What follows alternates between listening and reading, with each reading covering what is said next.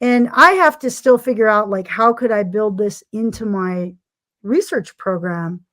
I run a research group and I have 12 people in my group, and what we're working on specifically is developing a deeper understanding of what we believe to be the case, which is Alzheimer's disease is an infectious disease of the brain.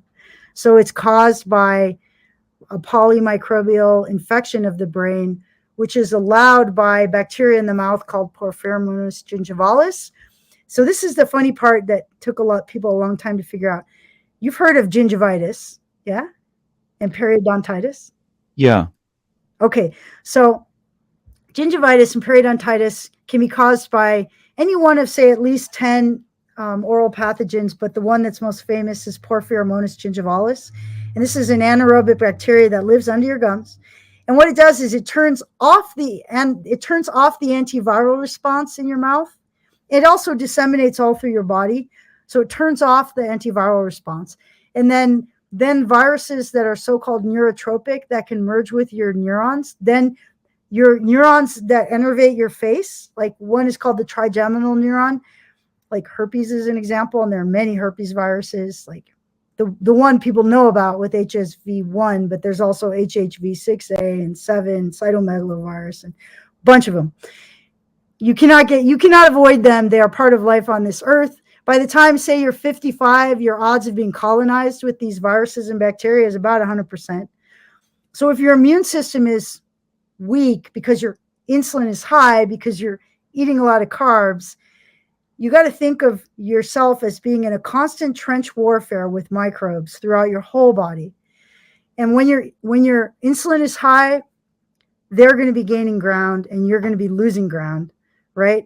And yes, our lives are long, but we need every minute of fighting back against our body trying to return to dust. Right? So keeping your carbs low, if you think of it as just keeping your immune system strong. Exercise also very important, at least 30 minutes a day, I would say, if people can tolerate it. Then you can prevent those viruses from infecting the neurons in your brain. And then you have an immune system in your brain that then thinks it's being helpful by clearing away your infected cells, so that by the time somebody dies with dementia, their brain is easily a third smaller. Yeah, it's shocking. So I think carnivore is the prevention of all of that. And we don't have to study the pathology. We just cut the carbs. So this is very interesting because I remember reading an article somewhere, maybe 5, 6, 7 years ago, about how someone somewhere, I can't remember what it was, but someone had drawn a link between people with gingivitis and later developing dementia. Yeah, there's a beautiful body of work, global, many labs worldwide. But one of so I'll shout out the guy who I think is really the leader in the field. He's a member of my research group. His name is Dr. Stephen Dominy, and he was formerly a professor at UC San Francisco, UCSF, in psychiatry. And he noticed that back in the early days when HIV didn't have a treatment, remember when young men were dying from HIV infection?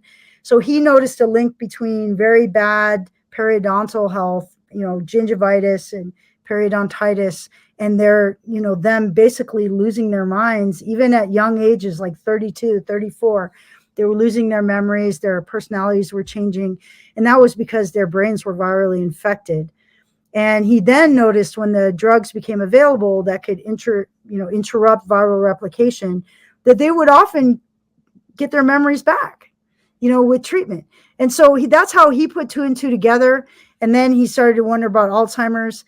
And he published a paper in 2019 that really just proved that Alzheimer's can be caused by brain infection by this P. gingivalis organism. And what's beautiful is if you know what causes it, in principle, you should be able to prevent it. And he's working on that. He has a new company called Lighthouse. He's developed, he has a drug that would at least, interrupt like what we believe is the most dangerous effect of that organism. So, and we also are working on glioblastoma, another probably also relates to the same organism infecting the brain. Yeah.